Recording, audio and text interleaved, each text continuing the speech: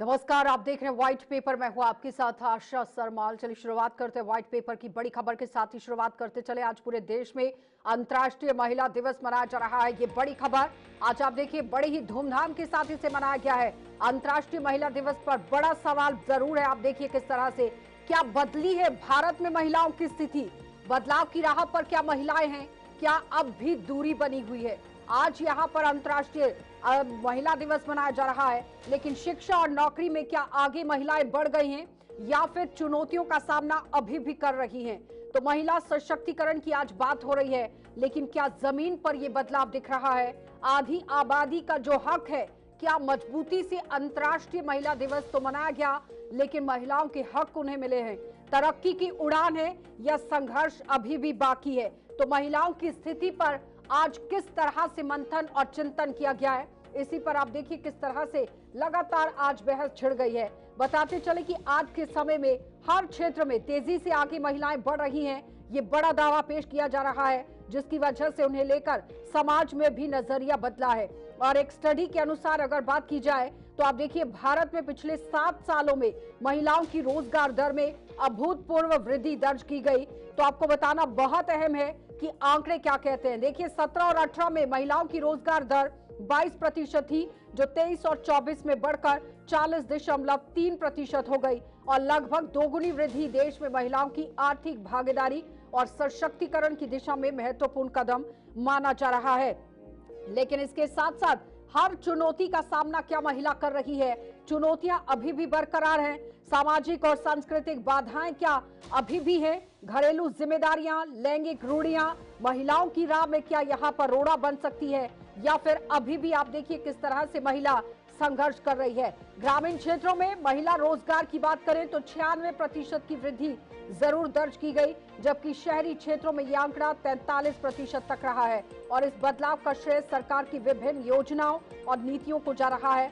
महिलाओं को आर्थिक रूप से आत्मनिर्भर बनाने के लिए प्रयास लगातार किए जा रहे हैं। लेकिन इसके साथ ही अगर यहाँ भारत में महिला कार्यबल भागीदारी की उल्लेखनीय जो वृद्धि दर्ज की गई है, जिसमें महिला रोजगार में 96% की वृद्धि और इसी अवधि में शहरी रोजगार की बात करें तो 43%। लेकिन सबसे बड़ी बात यहाँ पर यह है कि पिछले 25 साल में महिलाओं की भागीदारी कितनी बढ़ गई है।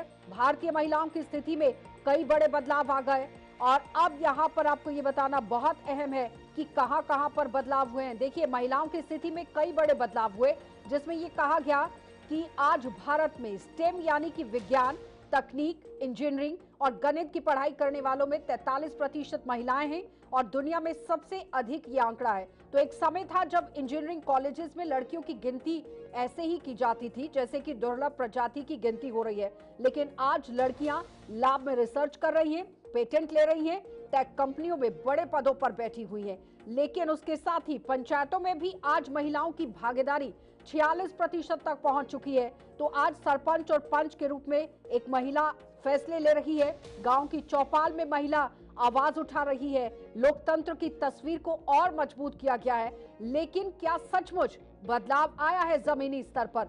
शिक्षा और रोजगार के क्षेत्र में कुछ बहुत बदला, क्या नहीं बदला? और पहले लड़कों की पढ़ाई को अक्सर शादी तक का इंतजार समझा जाता था, लेकिन अब लड़कियों की पढ़ाई की बात हो रही है, ना कि लड़कों। लड़कियों की पढ़ाई को सिर्फ इतना माना जाता था कि ठीक है, पढ़ाई हो जाएगी, उसके बाद शादी के बाद यहाँ पढ़ाई देख ली जाएगी। लेकिन फिर कौन सी पढ़ाई होती थी, ये सबके सामने है। लेकिन आज पीएचडी कर रही है लड़कियां, विदेश में पढ़ रही हैं, स्टार्टअप शुरू कर रही हैं, कॉर्पोरेट बोर्ड रूम में बैठी हैं और पत्रकारिता, सेना, खेल, अंतरिक्ष, पुलिस, टेक्नोलॉजी, लगभग हर क्षेत्र में आज महिला है।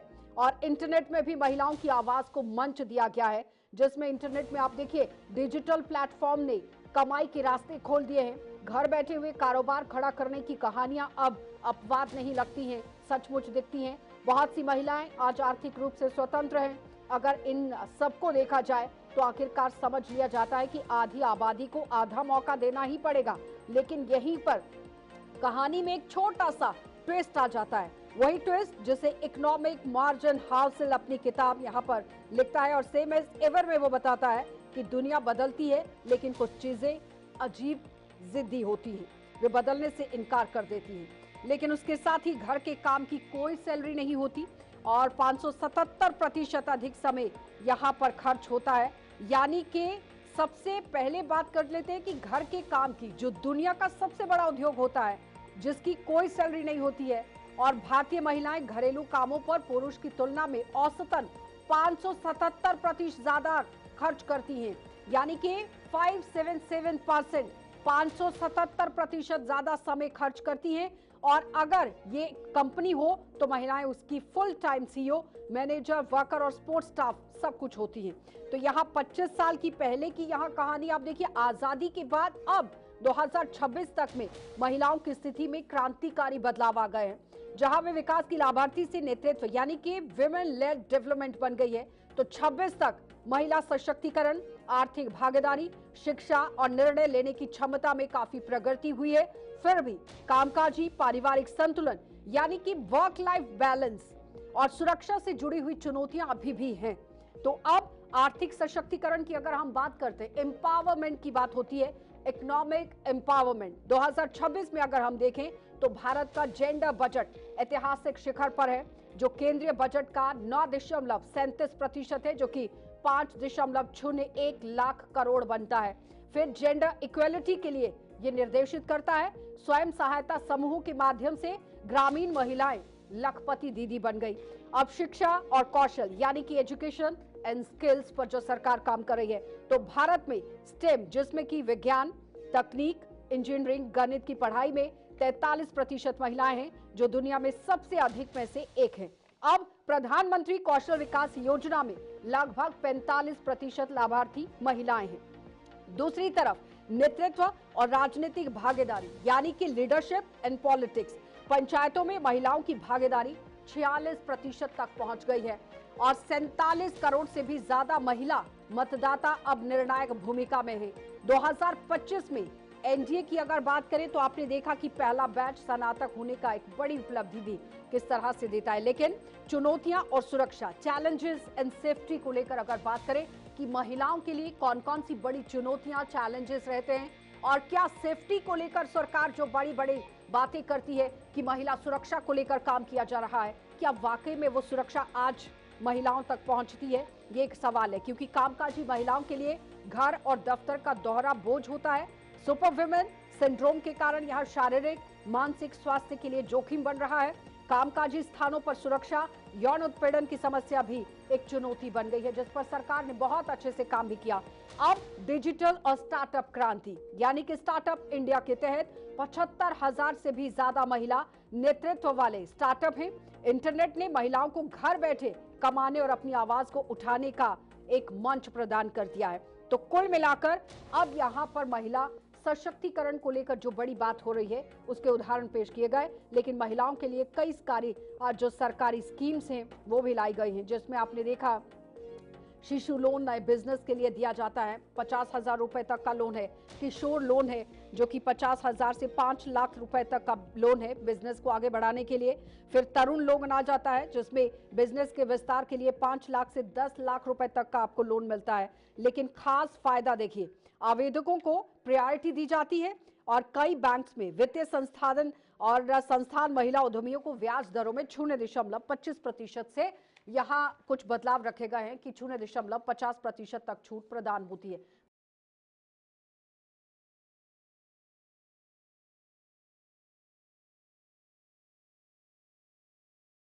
सामने ले आइए प्लीज, क्योंकि आज महिला दिवस है और अंतर्राष्ट्रीय महिला दिवस पर आज हम महिलाओं के साथ ही चर्चा करेंगे कि आखिर अभी तक महिलाओं की भागीदारी कितनी बढ़ पाई है।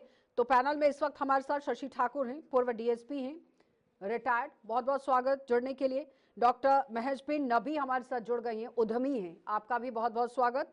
सरिता सिंह हमारे साथ जुड़ गई हैं, राजनीतिक विश्लेषक हैं, आपका भी बहुत बहुत स्वागत जुड़ने के लिए। तो फिलहाल सबसे पहला सवाल यहाँ पर आप देखिए सरिता जी से ही रहेगा, क्योंकि राजनीतिक विशेषज्ञ भी हैं। लेकिन ओवरऑल अगर मैं इनसे बात करूं, सरिता जी, इस वक्त की स्थिति आपको क्या लगती है महिलाओं की? मेरी आवाज आ रही है सरिता जी? हाँ जी, आवाज आई आपको? सबसे पहले सभी महिलाओं को अंतर्राष्ट्रीय महिला दिवस की बहुत बहुत शुभकामनाएं। अब शुरू कीजिएगा प्लीज। जी, आपको भी महिला दिवस की ढेर सारी शुभकामनाएं। आपको आवाज आ रही है मेरी? जी जी, बोलिए।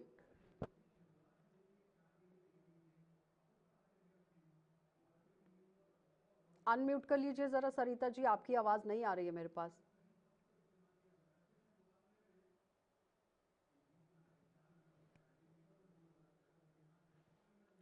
हेलो, आई आवाज? जी, अब बोलिए। जी, तो आपको भी महिला दिवस की ढेर सारी शुभकामनाएं। और साथ ही हम बात करते हैं महिला सशक्तिकरण की। तो देखिए, नो डाउट कि महिला सशक्तिकरण जो है पहले से बढ़ा है। और जहां तक मेरा मानना है, महिला सशक्तिकरण सिर्फ योजनाओं में नहीं दिखना चाहिए, बल्कि सामाजिक सोच में भी बदलाव की बहुत ज्यादा जरूरत है। हम मानते हैं कि सरकार ने महिलाओं के लिए बहुत कुछ किया है। जैसे कि आप देखेंगे कि विधानसभा या लोकसभा में 33% आरक्षण की बात हो, चाहे बेटी बचाओ बेटी पढ़ाओ का हो, या उसमें आप देखेंगे तो काफी कमी आई है जहाँ पे लिंगानुपात में। वहीं पे उज्ज्वला योजना हो, तो इन सारी चीजों पे जो है सरकार काफी ध्यान दे रही है। इसके बावजूद भी मैं ये कहूंगी कि ये सारी चीजें होने के बाद भी क्या महिला सुरक्षित है? तो मैं कहूंगी कि नहीं, अभी भी महिला के सुरक्षा पे सवाल वही का वही है कि हर दिन एक नया क्राइम हो रहा है महिलाओं के साथ, जिसपे सरकार को ध्यान देने की बहुत जरूरत है और जगह जगह पे सुरक्षा बढ़ाने की जरूरत है, जहाँ पे सरकार मुझे विफल होते हुए दिख रही है।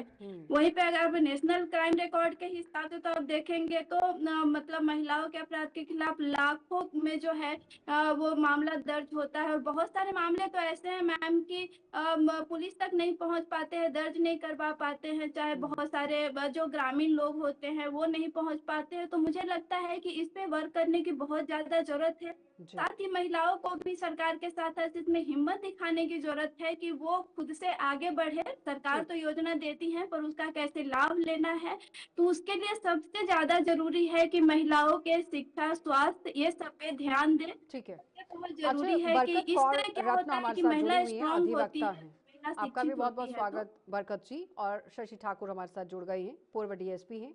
आपका भी बहुत बहुत स्वागत जुड़ने के लिए। बरकत कौर, मैं आपके पास आऊंगी। Thank you. महिलाओं के लिए जो कानून बनाए गए हैं वो कानून कितना काम कर पाते हैं, उनका फायदा कितना महिलाओं को मिल पाता है?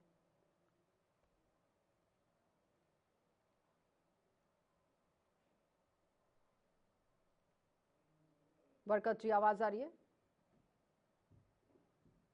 जी। बोलिए। हाँ जी। जैसे कि वुमेन्स डे की बात है, मैं एक चीज कहना चाहूंगी कि वुमेन्स डे पे तालियां तो बहुत बजती हैं, बट देखा जाए आज भी हर घर में औरत की ही आवाज दबती है। मैं इस चीज से शुरुआत करना चाहूंगी इस चीज की। मुझे नहीं लगता कि ये कोई हैप्पी वुमेन्स डे है। वाई? बिकॉज आज भी अगर एक कॉमन जो हम बात करें, जो महिलाओं के विरोध में चीज है, वो है डोमेस्टिक वायलेंस, डोमेस्टिक अब्यूज। आज भी हमारे भारत में अगर हम साल के आंकड़ों की बात करें तो 1.5 लाख केसेस जो है वो डोमेस्टिक वायलेंस के आते हैं। और अगर मैं अपनी JNK की बात करूं तो 2800 से 3000 केसेस हर साल जो है वो रजिस्टर होते हैं डोमेस्टिक अब्यूज के। सो मुझे नहीं लगता कि कहीं से भी औरतों का विकास हो रहा है।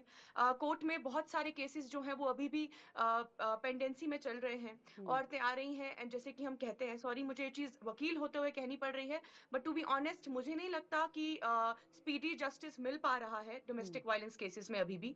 एक औरत जो ऑलरेडी पीड़िता है, जो ऑलरेडी इतना सफर करके कोर्ट आ रही है इंसाफ मांगने, और उसको भी इतना वक्त दिया जा रहा है, 4 से 5 साल केसेस चलते जा रहे हैं, उसमें उस औरत की जो एज है वो भी निकलती जा रही है, और जो बच्चे हैं अगर किसी के शादी में से, तो वो भी बीच में सफर कर रहे हैं। तो मुझे नहीं लगता मैम कि किसी भी तरीके से, टू बी ऑनेस्ट, औरतों का विकास पर हो रहा है। बरकत जी, जब तक औरतों के आज हम खिलाफ ये इसीलिए चीजें। डिस्कशन कर जी रहे हैं ना, क्योंकि अगर हम अपनी अपनी फील्ड में हैं तो फिर हम ही लोगों को आवाज उठानी चाहिए। अगर कोर्ट में इस तरह से हो रहा है तो जी आप अधिवक्ता हैं, एडवोकेट हैं, तो आपको ये आवाज उठानी चाहिए कि अगर कोई फीमेल आप लोगों के पास आती है तो प्रायोरिटी बेस पर आपको काम करना चाहिए, फिर फास्ट ट्रैक कोर्ट की तरह आपको काम देखिए, करना चाहिए।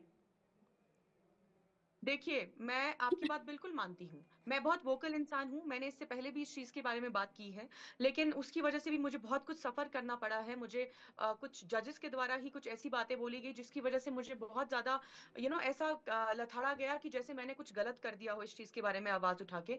और आप ये कहती हैं कि हम लोगों को स्पीडी जस्टिस देना चाहिए। मैम, कोर्ट जो है, मैं जनता को भी बताना चाहूंगी, कोर्ट खाली एक वकील से नहीं चलता, अपोजिशन का काउंसिल भी होता है, and apart from this honourable court होती है जिसको डिसीजन देना होता है। So everything is not on us. आपके ही, अगर आपका कोई लॉयर है, खाली उसी का काम नहीं है। बहुत सी कोर्ट ऐसी खाली जजेस वन वे हैं नहीं चलता बरकत है। जी, बहुत से ऐसी जजेस हैं जो फीमेल हैं अभी भी, चाहे वो जम्मू हाई जी कोर्ट की ही बात आप ले लीजिए। जी शशि ठाकुर के पास चलूंगी। शशि जी। जी, पुलिस डिपार्टमेंट में बहुत समय तक काम किया है, रिटायर हो गई, एक्सपीरियंस भी रखा गया। क्या लगता है कि जमीन पर आज महिला दिवस तो मनाया गया, लेकिन काम कितना महिलाओं के लिए हुआ है?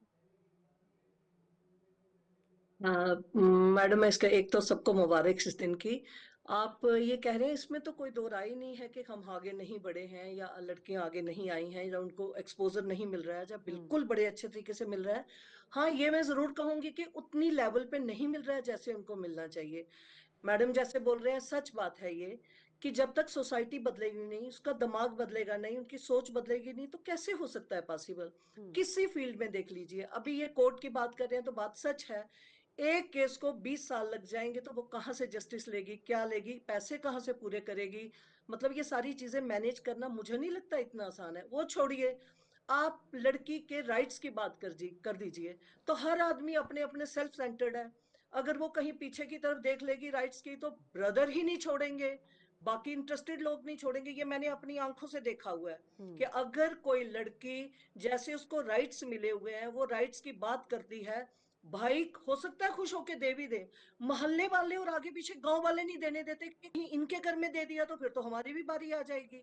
तो मतलब जब हम इतने सेल्फ सेंटर्ड हैं, जब हमारी सोच ही नहीं बदली हुई है, तो ये छोटी छोटी बातें इतनी आगे आ रही हैं कि एक लड़की के लिए, मतलब हम भी देख रहे हैं। जैसे मैं पुलिस में हूँ, मैं जब विमेन सेल में थी तो सारा देखती थी कि कैसे लड़कियों को हैरास किया जाता था, कैसे अगर एक लड़की बाई चांस उसको प्रॉब्लम आ रही है, वो मायके आती है, तो कैसे बाकियों के मतलब फेस फूल जाते हैं कि बस अब हमारे सिर पे आ जाएगी। ऐसे इवन पेरेंट्स के भी, पेरेंट्स का भी इंटरेस्ट जो है लड़कों की तरफ होता है, लड़कियों की तरफ ज्यादा नहीं होता है, बड़ा पतला हुआ है। इसमें कोई दो राय नहीं है कि कहीं हम आगे बढ़ गए हैं, लेकिन हम ये कहें कि पूरा राइट्स मिल गया है या लड़कियों को बिल्कुल उनको प्रॉपर वो जगह मिल रही है, ये नहीं हो सकता, और अभी है भी नहीं है, पॉसिबल भी नहीं है। हाँ, थोड़ा सा आगे जरूर हुआ है। उसमें थोड़ा सा मैं ये कहूंगी कि हम उसमें लड़कियों नहीं, का भी शशि मामूली, जी, पर शशि जी, चलो लड़कियों का। इस चीज में मैं आपसे ये जानना हाँ चाहूंगी, जी। क्या लिटरेसी रेट की वजह से है? लेकिन उसमें भी अब तो हमारा साक्षरता दर जो है वो बड़ा है। नहीं नहीं नहीं मैम, मैम इसमें पहले तो थोड़ा सा ये मैं था कि बोलूंगी, बच्चियां लिटरेसी पढ़ी सिर्फ नहीं है, उन्हें अपने कानून किताबों के की बात अधिकार नहीं का पता करेंगे ना। नहीं है। अब तो बच्चियां पढ़ी लिखी हैं। नहीं नहीं, बेशक मैम, यहाँ किताबों की बात नहीं है, एक्सपोजर की बात है, माइंड के सेटअप की बात है। देखो, हम जब कहते हैं कि जेंडर जस्टिस, तो लड़की को सिर्फ ये बताया जाता है कि सास तेरे को टार्चर करती है। भाई दुनिया में सिर्फ सास नहीं है यार, सास तो प्रॉपर्टी देती है, सास तो आपको राइट्स देती है।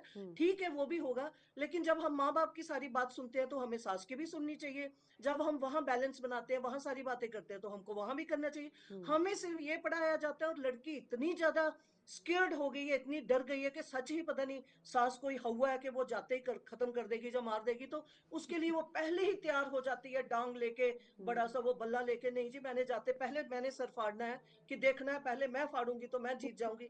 ये बात नहीं होती।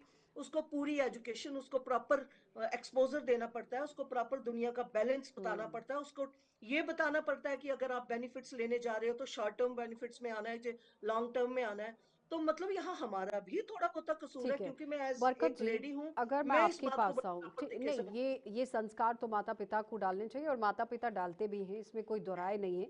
लेकिन अब मैं एक सवाल जानना चाहूंगी बरकत जी, कि जो कानून बनाया गया है उसका वाकई में सही में कितना इस्तेमाल कर रही हैं लड़कियां?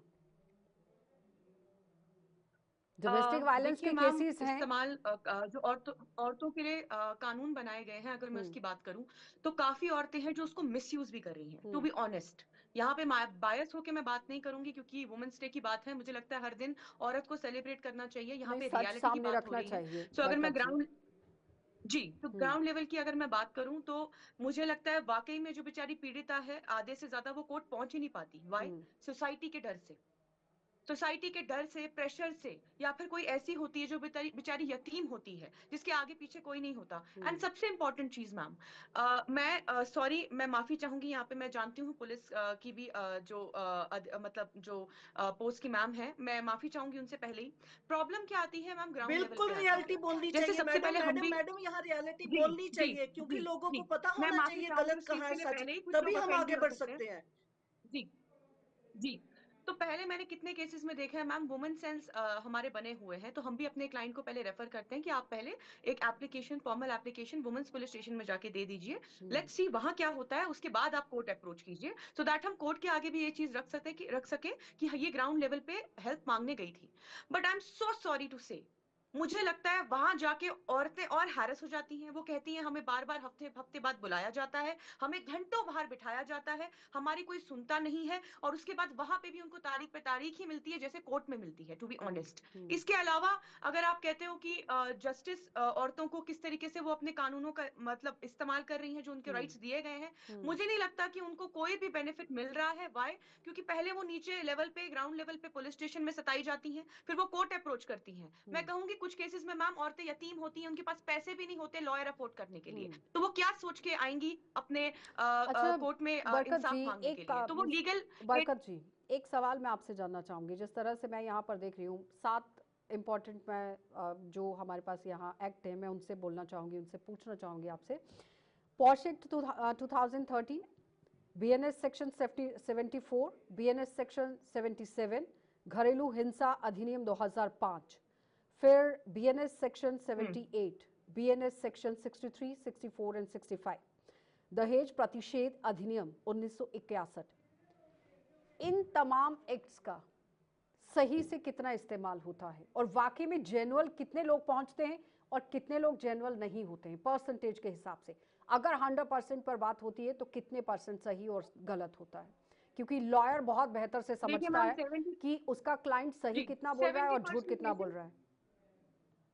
जी देखिए, हमें कुछ हेयरिंग के बाद ही एज अ लॉयर पता चल जाता है कि क्लाइंट कितना सच्चा है कितना झूठा है, टू बी ऑनेस्ट। तो मैं आपको कहूंगी 70% केसेस मैं बोलूंगी कि सच्चे होते हैं। ऐसा नहीं है कि किसी को कोर्ट आने का शौक है, वो कोई घूमने की जगह है तो कोई भी महिला ऐसे ही उठ के आ जाएगी, क्योंकि उसको भी पता है कि कोर्ट आने के बाद उसे पेशेंस दिखानी पड़ेगी। जैसे कि मैंने पहले भी स्टेट किया बिफोर दिस चैनल की कितना वक्त लग जाता है। कानून दिया गया है, मैं रिस्पेक्ट करती हूँ, प्रॉपर सजाएं भी दी गई हैं, स्ट्रिक्ट कानून दिया गया है, चाहे मतलब आप कोई भी केस ले लो, आप 70% डाउरी केस एक्ट की बात सही करो, होते हैं और आप पीडी केस की 30% बात करो। केसेस जो होते हैं वो जी मिस यूज के जी लिए होते जी, हैं। और आप सरिता मेंटेनेंस जी, की बात करो। यस, मैं स, लास्ट चीज, जी लास्ट चीज कहना चाहूंगी, हाँ प्रॉब्लम सिर्फ इतनी है कि वक्त बहुत ज्यादा लग रहा है, हमें स्पीडी जस्टिस की जरूरत है। ठीक है सरिता जी, अब 2011 की जो जनगणना है उसके अनुसार हम देखें तो भारत की महिला साक्षरता दर 65.46% है, जो पुरुषों के मुकाबले की अगर देखें तो 82.14%। मतलब यहीं से आप देख सकते हैं कि मेल फीमेल का इंडेक्स फिगर कहाँ जा रहा है आपका, आप कितना पढ़े हैं, लिटरेसी रेट हमारा कहाँ जा रहा है। जो आज दावा होता है कि महिलाओं को पढ़ाइए, बच्चियों को पढ़ाइए, बेटी बचाओ बेटी पढ़ाओ योजना भी चलाई गई, ग्राउंड पर कितनी उतर पाई है? देखिए, अगर हम पहले के मुकाबले अभी की बात करते हैं तो जहाँ पे पहले पहले आप देखते थे कि महिलाओं को पढ़ाई करने से रोका जाता था, जहाँ पे उनको हमेशा बोला जाता था कि आप घर के काम के लिए बनी और घर का काम सीखो, और वहीं पे लड़कों को जो है आगे बढ़ाया जाता था। उस हिसाब से अगर अभी आप देखेंगे तो काफी पेरेंट्स ऐसे हैं जो अभी पढ़ाई पे ज्यादा ध्यान दे रहे हैं, शिक्षा पे ज्यादा ध्यान दे रहे हैं, क्योंकि शिक्षा ही मेन है। अगर आप पढ़ाई नहीं करोगे तो आप सारी चीज से वंचित रहोगे। तो मेरे हिसाब से पहले के मुकाबले लड़कियों को आगे किया जा रहा है, लेकिन बहुत ऐसे जगहों पे आप देखेंगे कि जैसे शहर में तो ठीक है कि लोग आगे जा रहे हैं और उनको सुख सुविधाएं मिल रही हैं, लेकिन वही अगर हम ग्रामीण क्षेत्रों की बात करें तो वहाँ पे आज भी लड़कियां जो है काफी पीछे रह जाती हैं। बहुत सारी चीजें उन्हें नहीं मिल पाती है, वहां तक बेहतर शिक्षा नहीं मिल पाती है। तो बेहतर शिक्षा मिलने के लिए सरकार को जो है मुझे लगता है कि ग्रामीण क्षेत्रों पे ज्यादा ध्यान देने की जरूरत है, क्योंकि हर जगह से लड़कियों को आगे आना है, सिर्फ शहरी वर्ग से आगे नहीं, क्योंकि ग्रामीण क्षेत्रों से भी आगे आना चाहिए। साथ ही स्वास्थ्य पे भी उतना ही ध्यान देने की जरूरत है। तो यहाँ पे आप देखेंगे कि जैसे महिलाओं को अभी शहर के मुकाबले तो मुझे लगता है कि गांव में भी दहेज प्रथा की जहाँ तक बात हो रही थी, तो उस मुकाबले में भी काफी सताई जाती है और बहुत सारे केसेस जो है नहीं आ पाते हैं। तो मुझे लगता है कि इन सब पे जो है बात करने की जरूरत है, घर घर जाके महिलाओं को जो है जगाने की जरूरत है कि उन्हें समझ में आए कि मतलब उनकी ताकत क्या है और वो क्या कर सकती है। ठीक। और साथ ही मुझे लगता है कि सबसे बड़ा जो सपोर्ट होता है महिलाओं के लिए वो सबसे पहले उनकी फैमिली होती है। और जब तक फैमिली आपको सपोर्ट नहीं ठीक है करती है, बहुत मुश्किल होता है सरिता कि जी, आप किसी बहुत भी बहुत फील्ड में धन्यवाद आगे सरिता जा जी। सके। बरकत सो जी मेरा आपका भी मानना है। धन्यवाद, थोड़ा ही समय मिला बात करने का। शशि जी आपका भी बहुत बहुत धन्यवाद जुड़ने के लिए। लेकिन गिव टू गेन 2026 का विमेंस डे का ये एक थीम था, लेकिन इस थीम पर कितना काम हुआ है ये सोच विचार करने की जरूरत है। ऐसा नहीं है कि महिलाओं के लिए काम नहीं हुआ है, महिलाओं के लिए सरकार की तरफ से स्कीम लाई गई है, महिलाओं को सुरक्षा दिलाने के लिए बड़ा दावा पेश किया गया है, लेकिन अभी भी महिलाओं के लिए काम करने की जरूरत है। सरकार को जमीनी स्तर पर उतरने की जरूरत है कि क्या गांव देहात तक वो स्कीम्स आपकी पहुंच पा रही हैं या नहीं। फिलहाल कार्यक्रम में इतना ही, इजाजत दीजिए, नमस्कार।